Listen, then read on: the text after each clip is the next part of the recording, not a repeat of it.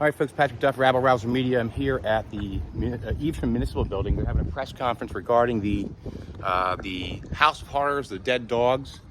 I'm told it's actually going to be about the arrest of somebody that was allegedly trespassing or burglarized the property, and we're about to see what's happening. Let's go inside. All right, I've come in to see a press conference here. Press conferences are public, very public, and I was asked who I was. I said I'm an independent journalist. She asked who I was with.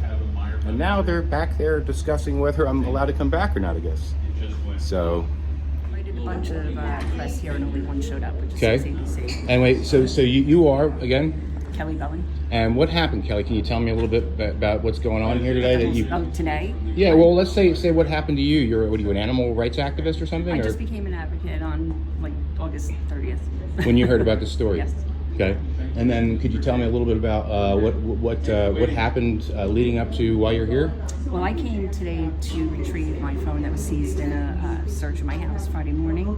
Was it a raid of your home? It felt like it, everything except the SWAT team. What time was it? About 6:45 a.m. 6:45 a.m. How many cops came? About 6. 6 police officers.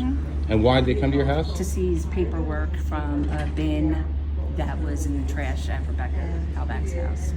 And my phone, apparently. Well, they seized your phone. One journalist in? Well, they've already closed the doors. What's your name? My name's Patrick Duff. I'm an Okay. independent journalist. Okay, give me a second. Yes. Yeah, you should let me in. Yeah, so we'll go back to your story. So they raided your house at 6:30 a.m. for picking trash. So you picked trash, and they came with 6 officers. I also recorded a video of the. Huh? I also recorded a video of the inside of the home that was unlocked with the door. Oh, so that's your video that's up today. Yeah. Oh, they have the video. Okay. Somebody put it up on the website. I think I saw. So you admit to being in On my there. web. Oh, I admit to everything. I'm not trying to claim that I didn't do anything. Yeah. But all the records were there in the garage for them, organized. I was looking for adoption proof for the website, and they took everything, took my phone, and now it's been 5 days now? Yeah, almost 5 days now. And I was just told that they're going to keep it, my phone, for one video that they have proof of when it was sent, with timestamps, but they need it from Do you have any criminal record? No. And No. never been arrested? No proof. Did they perp walk you Yes, across your front lawn? across the street. Yeah. Across the street. All right, we'll talk again soon. My press release contact list, and I don't have. I'm an independent journalist. Do you have credentials? I New Jersey Rabble Rouser.blog. If you don't have credentials, I can't accept you as part of the press. You have to be kidding me. Yeah, I don't have. That is not I'm true. Not on my list. You know that's not true, though, right? That there's a press conference happening. Press conferences are supposed to be done in public. You know that? No. You're having a private press conference with one media source? We have a press conference with the press, not with the public. That's why it's a press conference. And I'm a part of the press and an independent Do you have journalist. credentials? I have you don't have would you like press to look up my website? Would you like Your to show website's- me how many website hits I've had on just your story? I've had 2,500 in 4 days.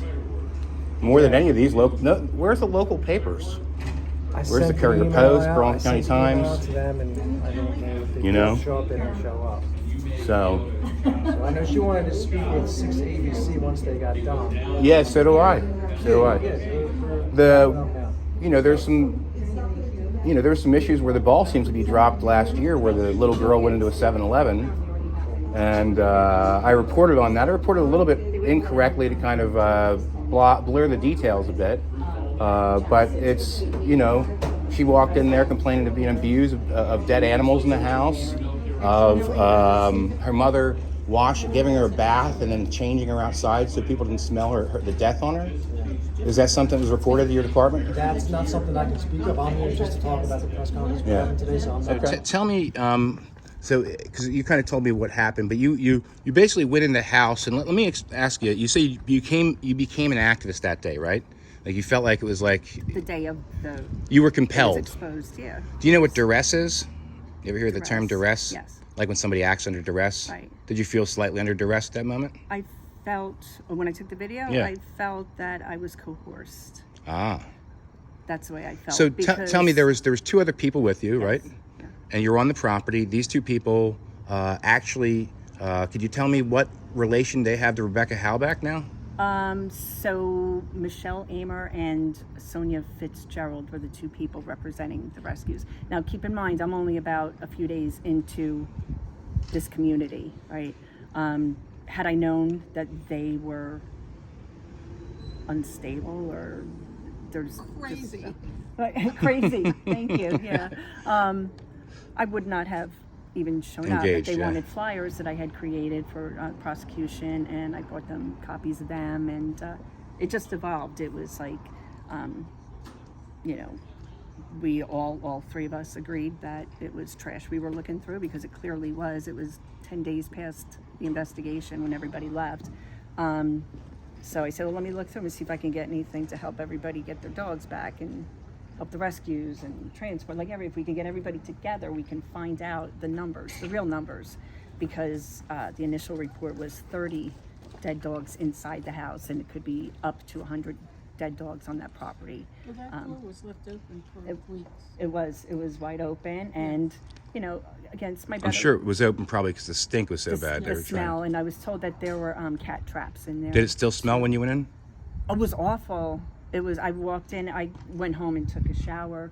The bin of the paperwork. Can you tell all me that about the stuff. inside of the house? Tell me what you walked in. What the smell hit show you? you. Well, no, tell me, and I'm gonna. As you're telling me, I'm gonna play the video. Yeah, that's the already up. house was in disarray. It's just filthy and disgusting. There was feces and the smell. I don't know what the smell of death is. I don't know if I can describe it, but I've never smelled anything like that or smelled anything like that in my life.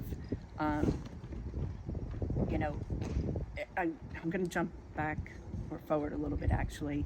I'd been told through a couple of resources that they never found Rebecca's phone, because a lot of the answers to all of these questions that everybody has could be found in somebody's phone. So she claims that the phone was lost somewhere between the hospital and the county jail that she went to the first time. Why she was able to have her phone and why she was able to lose it while in police custody, I don't know. But Do you know what she's taken to the hospital for? I don't know. I didn't find that out. And what about because you're the people that were with you? Can you kind of they went Yeah. to the property So with you? The one of them is a transporter. This is all stuff after the fact. I get to know a little bit more about them and see they're crazy, you know, publicly in social media and such, calling me constantly and like turning it into a case where like I worked for them, and I'm like, I don't work for you. I'm working for everybody. You know, they were threatening me with, well, we're not going to talk to you anymore, and I'm like, that'd be great. You know, at this point. And they already had access to the video, right? Yes, I only sent it to those two for them. Like I said, just no Yes, the 15 video- minutes, and It was just posted on that House of Horrors. it was. Yeah, it was posted. Who posted it? I don't know. I'll look at that. Video of what? The video of her House. walking Yeah, around the it's a house. 90-second video. Just like walked in. He took a video of it? She did. I did. Yeah. She So- walked in, Oh, right. I Yeah. thought you meant the and that video, I'm sure, was No, they what were they there. They're in the video at the what end. they used to get the warrant. Yeah. So you could see from the video that I didn't touch anything. I walked in, viewed the bathroom, the side room, kitchen, and it was terrible. There's a lot of trash that looked like it was inside the house. Now, on the outside, bags, like big contractor trash bags with clothes and just garbage. The outside smell was just about as bad as the inside smell. So I took some pictures of that. I was told that the detective gave him the okay to walk around and take pictures and whatnot. So it was like a total agreement thing. So until the girls actually told you that police said it was okay to go and they take did. pictures? Yeah, and I don't know. And then it might they're- be via text. I'm Are not they the sure. same people that turned you in? Yes, because I dropped off from dealing with them and their craziness. Michelle Amer, EHMER, I found out over the course of the last few weeks that she has charges in Texas for animal cruelty, and she had a seizure of all the dogs that she was hoarding. I've also been told that Michelle and Sonia Fitzgerald, prior to CPS coming to Rebecca's house for their daughter Ava to do an inspection, they loaded, I think the number was 30 dogs onto a truck, drove them around the block to the cousin Kevin Foster's house, and waited for CPS to come so they can pass the inspection, and then they brought the dogs back. Michelle, I don't know how many she's responsible, or Sonia. They work together as a group. So they actually worked with Rebecca. Oh, they transported dogs from Texas and Virginia to Rebecca often. So it would be in their best interest to have you stop what you're doing. Yeah, it was. Yeah. So, and it just started with the petty stuff, like, calling me out on Facebook, calling me Nancy Drew and everything. I'm like, Now, how do you know she moved the dogs, by the way? She told you? I have texts. People are coming to me and bringing me a lot of information, so much so that I have like an 18 Did you bring that spreadsheet. information to the police? I didn't get to collect everything yet. I'm putting everything together while the charges are still coming. My intention was when I went to get my phone back today, brought my laptop with me, to share information with the police about what I had been gathering. And I mentioned, like, the residents and natives are kind of wondering why this all came about, and it's the tide's starting to turn, so it's something that. And then he proceeded to tell me that there would be no aiding and abetting for Michelle and Sonia. They didn't do anything wrong, but they did not do the 3 things that they could have done to avoid aiding and abetting this. All 3 things are super clear. So I was disappointed with that. I found out I'm never going to get my phone back. All my personal stuff, my contacts. You'll get your phone back. No, he said I said so it's better to get a new number. So who said you'll never get your phone back? Detective Mahan. Okay. Yeah, and it's with the prosecution now for one video. When I was here, when I was And being processed on Friday. And you admit that you took the video, and Totally. you would give them the video. Yeah, and I thought we were going Willingly. to do it on Friday when I was getting processed, like with a fingertip saying, So why do you here, timestamp. Why do you think they're holding your phone? I have no idea. Retaliation of some sort? Could be. I haven't been all that kind, or Have you talked to covering the up police at all anything for them. before this? Just when I got processed. And arrested? Yeah. Yeah. Okay. Yeah. Well, thank you for your story. Sure. I got more for you whenever you're ready. Tell me.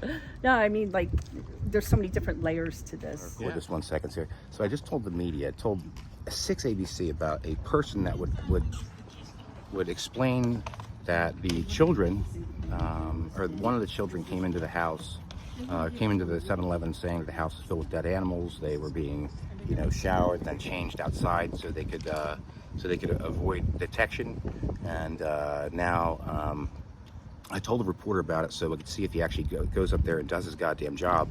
But generally they don't. So here at 7-Eleven in Evesham, New Jersey. This is a 7-Eleven I wrote about in my article. And I'm here with the manager, Eric. And Eric is the one that is going to tell us a story about what happened about a year ago. What happened here about a year ago, Eric? So a year ago, her daughter came into the store, spoke to myself and my assistant manager at the time. Her name was Selena. Said that she needed to get away from the house. She ran away from the house because she couldn't live there anymore. That there were a bunch of dead animals on the property inside the house. That Rebecca and her husband were making her take a shower and then change out on the front porch they have, just so when she would get dropped off at the father's, because I know they weren't together anymore, so her dad's parents or whoever she was staying at from their side of the family, the smell wouldn't be on her clothes and all that stuff. What was she wearing when she came in? She was wearing clothes. I think she was supposed to go to school, and instead she walked here. And then we gave her some food and reached out to Evesham police. They came over, took a statement from her, and then Did they take her back to her I house? believe they brought her back to the house and said that they were looking to have a social worker or someone come by and investigate the house. And that was a year prior, and then a year later, everything that the little girl had said turned out to be 100% correct. So I don't know. I still haven't been contacted after all this has happened, so I don't know why any of that was overlooked. Have you contacted the police since when you saw the house of So Selena, my assistant manager, Selena, she reached out to Evesham, asked why none of that had been taken into consideration, and they told her that they were going to look into it and reach out back to her. But I just talked to her mom today, and they haven't reached back to her at all either. So yeah, I don't know why any of that was overlooked, or if it was just because it came from a little girl. But you know, she was telling the truth. So All right. Well, thank you very much, Eric. yeah, not a All problem. right, so Eric, you've been living here for a long time. You manage a store, and that you know about that residence. Could you tell me anything about the house? Just that you could always smell, you know, if you pass by, you could smell the stench of like decay. You also, with their, when they would come in here to buy cigarettes and like that, you could always smell it on their clothes. So I mean, it was definitely noticeable. So. Thanks, brother.